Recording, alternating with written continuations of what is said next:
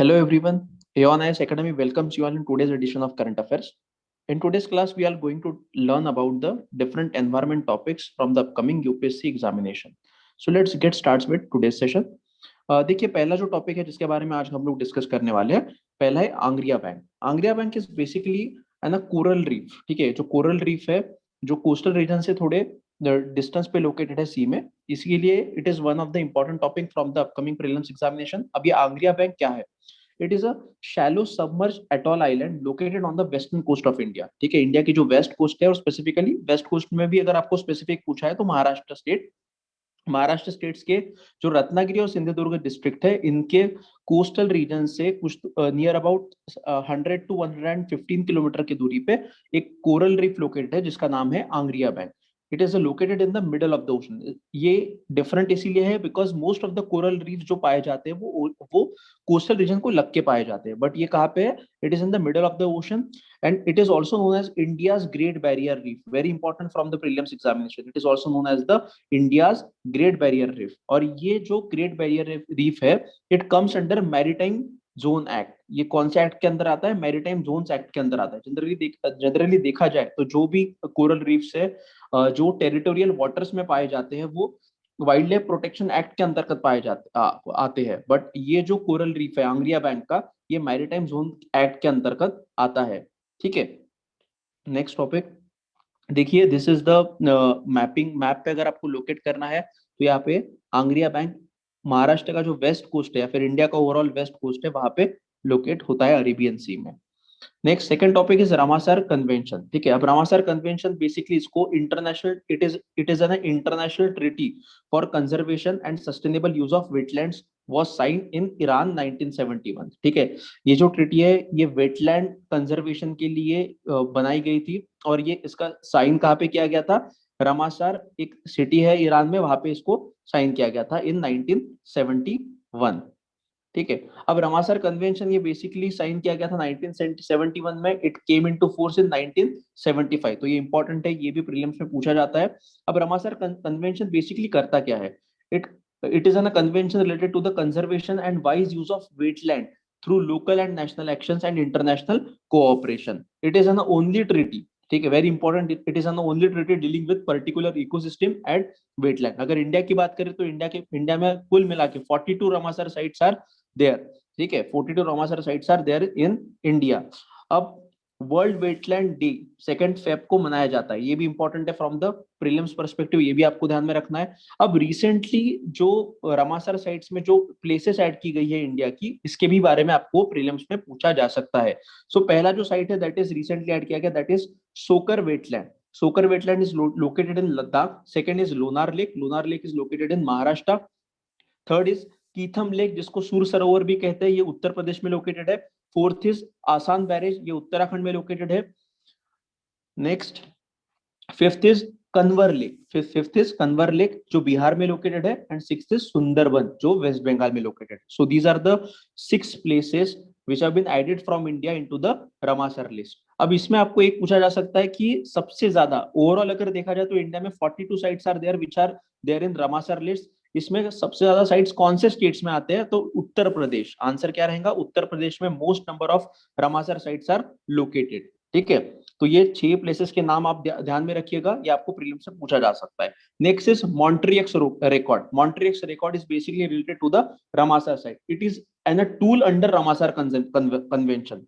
Montreux record क्या है? ये टूल है अंडर रामासर कन्वेंशन. जो भी वेटलैंड्स खतरे में है उनको प्रोटेक्ट करने के लिए इनको मॉन्ट्रियक्स रिकॉर्ड में ऐड किया जाता है. Basically, it is a register of wetland sites on list of wetland of international importance where changes in ecological character have occurred. ठीक है, सो ये सब जो प्लेसेस है वो मॉन्ट्रियक्स रिकॉर्ड में ऐड की जाती है. अब ये मॉन्ट्रियक्स रिकॉर्ड 1990 में साइन किया गया था. 1990 में एडॉप्ट किया गया था. मॉन्ट्रियक्स ये जो जगह है ये स्विट्जरलैंड में आती है. ये भी आपको पूछा जा सकता है. मॉन्ट्रियक्स कहाँ पे आता है? स्विट्जरलैंड में आता है. और ये रिकॉर्ड 1990 में साइन हो गया था. Basically it is on the 4th meeting of conference of contracting parties to Ramsar convention. मतलब जिन भी कंट्रीज ने रामासर कन्वेंशन को अडॉप्ट किया था उनका जो 4th मीटिंग था कॉन्फ्रेंस ऑफ कॉन्ट्रैक्टिंग पार्टीज, उसमें ये मॉन्ट्रियक्स रिकॉर्ड को क्या गया था? फाइनलाइज किया गया था. नेक्स्ट देखिए इसमें मॉन्ट्रिक्स रिकॉर्ड में दो लोकेशन है इंडिया की जो उसमें ऐड की गई है, मतलब जिसको वेटलैंड ऑफ इंटरनेशनल इंपॉर्टेंस भी कहा जाता है। First is Loktak lake. Loktak lake ये मणिपुर में आता है।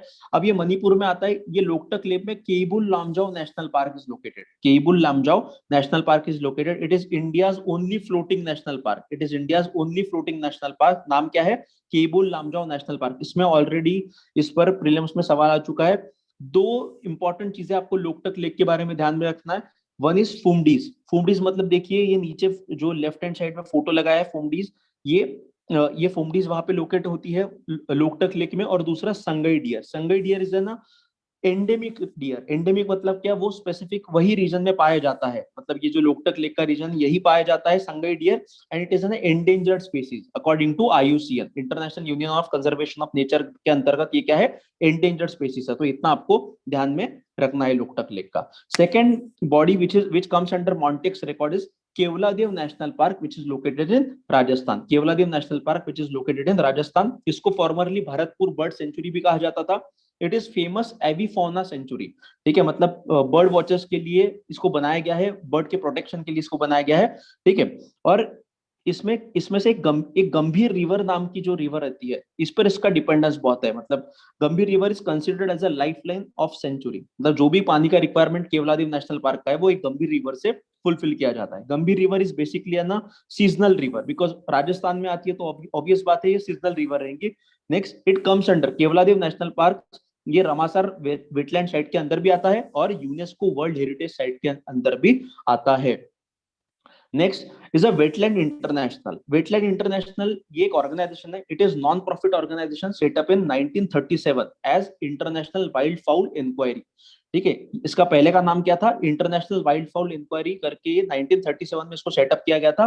और इसका पर्पस क्या था? Protection of water bird. Initially इसका प्रोटेक्शन पर्पस क्या था? Protection of water bird. इसका हेडक्वार्टर लोकेटेड है ईड, नेदरलैंड में। ईड एक सिटी का नाम है जो नेदरलैंड में आती है। It is an independent body supported by government NGO members from around the world. Wetland international ध्यान में रखिएगा, ऐसे इंटरनेशनल ऑर्गेनाइजेशंस प्रीलिम्स में पूछे जाते हैं।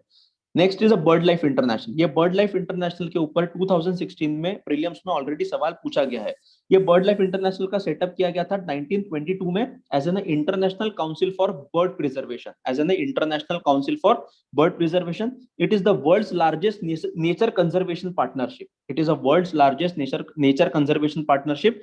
It maintains official red list authority for birds for IUCN. मतलब कौन से बर्ड्स एंडेंजर्ड है, क्रिटिकली एंडेंजर्ड है, थ्रेटन्ड है, इसका पूरा जो बर्ड्स का लिस्ट है आईयूसीएन के अंतर्गत कौन मेंटेन करता है? बर्ड लाइफ इंटरनेशनल मेंटेन करता है। ये बर्ड लाइफ इंटरनेशनल का जो हेडक्वार्टर है वो कैम्ब्रिज यूके में उसका सेक्रेटरीट लोकेटेड है। कैम्ब्रिज यूके में इसका सेक्रेटरीट लोकेटेड है। और ये बर्ड लाइफ इंटरनेशनल जो ऑर्गेनाइजेशन है ये क्वार्टरली मैगजीन पब्लिश करता है जिसका नाम है वर्ल्ड बर्ड वॉच। ठीक है, तो ये भी आपको प्रीलिम्स में पूछा जा सकता है। Next is mangrove for future. Mangrove for future ये एक international organisation. It is co-chaired by IUCN and UNDP. It is co-chaired by IUCN and UNDP. It is a unique partner-led initiative to promote investment in coastal ecosystem conservation for sustainable development. Basically देखा जाए तो ये mangroves for future ये जो organisation है, नाम से हमको लगता है सिर्फ मैनग्रूव्स को प्रोटेक्ट करते हैं, ऐसा नहीं है। इनका जो फ्लैगशिप स्पेसीज है, मतलब जो मेन स्पेसीज जिसको ये टारगेट करते हैं वो मैनग्रूव्स के प्रोटेक्शन के लिए काम करते हैं। But along with that it also protects all types of coastal ecosystem. ठीक है, all types of coastal ecosystem को भी ये प्रोटेक्ट करते हैं। India is one of the member of this mangroves for future organization. ठीक है, देखिए मैनग्रूव्स इंडिया में क्या कहाँ पे आते हैं? ये गुजरात में, गुजरात का जो कोस्टल रीजन है वहां पे। Next Ratnagiri mangrove, Goa mangrove. फिर नीचे साउथ में आते तो Kaveri deltaic mangrove, Andaman and Nicobar island, Krishna Godavari mangrove, Mahanadi mangrove and Sundarban mangrove. अब इसमें अगर सबसे ज्यादा मैनग्रूव्स कहाँ पे लोकेटेड है तो सुंदरबन मैनग्रूव्स। पूरे दुनिया में अगर आपको पूछा जाए तो सुंदरबन मैनग्रूव्स ये जो लोकेशन है इसमें सबसे ज्यादा क्वांटिटी में मैनग्रूव्स वहां पे लोकेटेड है। अब आपको प्रीलिम्स में इस पर सवाल कैसे आ सकता है कि कौन से स्टेट में मैनग्रोव सबसे ज्यादा है और कौन से स्टेट में सबसे कम है, ऐसे भी आ सकता है। तो order of states by mangrove cover, तो सबसे ज्यादा मैनग्रोव कवर कहाँ पे लोकेटेड है?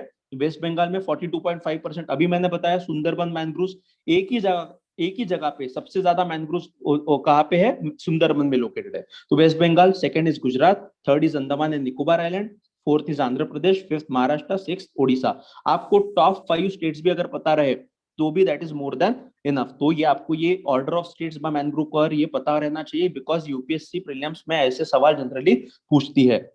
Next is Carpathian convention. Next is Carpathian convention. Carpathian convention, Carpathian क्या है बेटा? Carpathian is one of Europe's largest mountain range. ये देखिए मैप पे दिस इज ना जो रेड सर्कल किया है दैट इज ना कार्पेथियन माउंटेन। तो different mountain ranges are there. देखो मैप रीडिंग में ये सब चीजें आपको करना पड़ेगा, बिकॉज इस पे भी सवाल पूछे जाते हैं।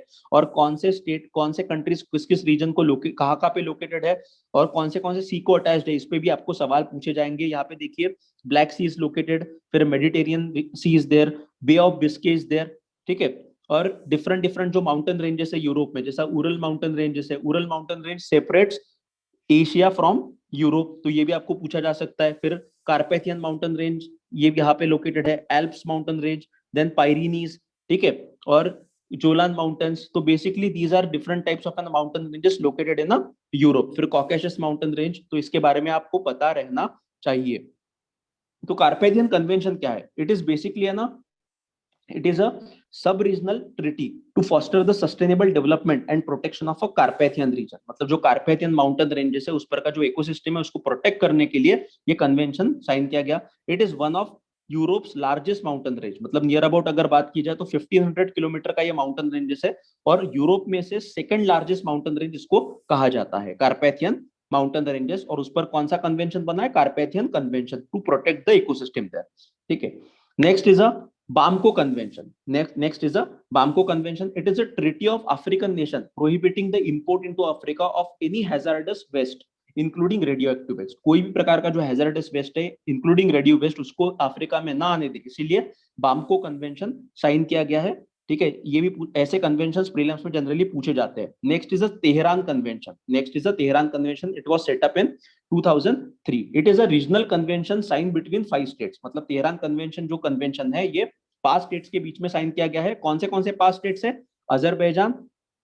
Azerbaijan, Iran, Kazakhstan, Russia and Turkmenistan. So these 5 states इन्होंने मिलके कौन सा कन्वेंशन साइन किया है? तेहरान कन्वेंशन साइन किया है। कब साइन किया गया था? 2003 में किया गया था। अब ये तेहरान कन्वेंशन क्या है? It is basically an framework convention for protection of marine environment on of Caspian sea. Very important, ठीक है। Tehran convention is related to the Caspian sea, और इसमें 5 countries are involve, which 5 nations? Azerbaijan, Iran, Kazakhstan, Russia and Turkmenistan, ठीक है। तो इसमें देखेंगे, और देखिए कैस्पियन सी का ये मैप देखिए, कैस्पियन सी को जो नेशंस अटैच्ड है उनको ही मिलके कौन सा कन्वेंशन बना है? तेहरान कन्वेंशन बना है। तो Kazakhstan is there, Russia is there, Azerbaijan is there, Iran is there and Turkmenistan is there. तो ये ध्यान में रखिएगा, this 5 nations forms the countries which border Caspian Sea, along with that Tehran convention भी इनसे बनता है, ठीक है। तो Caspian sea is the largest enclosed body of water on earth, ठीक है। Caspian sea is the largest enclosed body of water on अर्थ।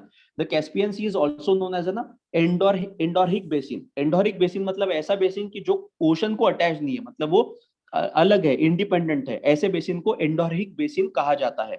अब कौन से रिवर्स जो है वो पानी अपना डिस्चार्ज करते हैं कैस्पियन सी में, फ्रेश वाटर डिस्चार्ज करते हैं। तो सबसे बड़ा है वोल्गा। फिर वोल्गा देखिए ऊपर, Volga it is one of the important river in Europe, ठीक है, वोल्गा। फिर then Kura, Terek, Ural, Sulak. So these all rivers contribute almost 90% of Caspian's fresh water inflow. तो ये मैप देखिए, यहाँ पे कूरा है, यहाँ पे टेरेक है, यहाँ पे सुलक है, फिर यहाँ से उरल जो माउंटेन, उरल जो रिवर है वो यहाँ से आती है नॉर्थ से। So different rivers discharge their fresh water into the Caspian sea. तो ये भी आपको ध्यान में रखना है। इसमें से 3 नदी आपको ध्यान में रखना है, वोल्गा, उरल एंड सुलभ, ठीक है, इंपॉर्टेंट रिवर्स। उसके बाद में जो इनिशिएटिव है that is 1 trillion trees initiative. ऐसे इनिशिएटिव्स के बारे में भी यूपीएससी में सवाल पूछे जाते हैं। तो 1 trillion trees initiative is basically World Economic Forum initiative. किसका इनिशिएटिव है? वर्ल्ड इकोनॉमिक फोरम का इनिशिएटिव है। पर्पस क्या है? To grow, restore and conserve 1 trillion trees around the world. अब इसमें to preserve biodiversity and help fight climate change, ये इसका मेन एजेंडा है। 1 ट्रिलियन ट्रीज इनिशिएटिव किसने लॉन्च किया है? वर्ल्ड इकोनॉमिक फोरम ने। मतलब इनको 1 ट्रिलियन ट्रीज प्लांट करवाने हैं to protect the environment. Next is a mission million trees. Mission million trees, जैसा ये 1 trillion trees initiative international level पे हो रहा है वर्ल्ड इकोनॉमिक फोरम के द्वारा, उसी प्रकार मिशन मिलियन ट्रीज कहाँ पे हो रहा है? इंडिया के अहमदाबाद सिटी में हो रहा है। कंडक्ट कौन और इम्प्लीमेंट कौन करवा रहा है? अहमदाबाद म्युनिसिपल कॉर्पोरेशन, और ये 2019 का इनिशिएटिव है और सक्सेसफुली रन किया गया है, mission million trees Ahmedabad municipal corporation. So guys it is all about today's lecture. ठीक है, तो यहाँ पे देखिए, अगर आपको जो पीडीएफ हम लोग यहाँ पे, जिस पीडीएफ से हम लोग यहाँ पे पढ़ा रहे हैं, अगर आपको एक्सेस करनी है, so please join our Telegram channel, एऑन आईएएस करके आप सर्च कर सकते हैं, और वहाँ पे आपको पूरे पीडीएफ लेक्चर्स के अवेलेबल हो जाएंगे। So thank you guys for today's session. Thank you very much.